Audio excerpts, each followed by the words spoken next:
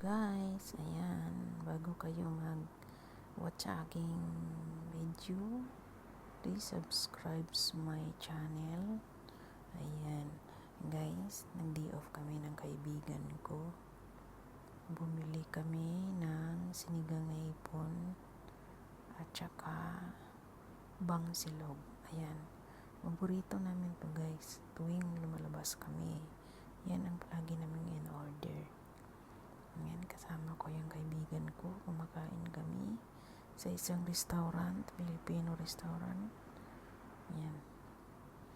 Order kami ng sinigang. Sarap talaga ng sinigang nila. Kapag lumabas kami guys, yan talaga ang palagi namin in-order.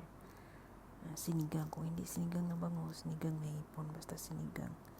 Yan. Kasi minsan lang kasi kami makakain ng ganyang pagkain. Kasi dito palagi naman kumakain ng manok. Kaya yun, naisipan namin palagi ay mag-order ng sinigang. Ayan guys, kakain na tayo. Ang sarap, napakaasim ng pagkatimpla. Ang sarap talaga guys. Thank you for watching guys. Bye.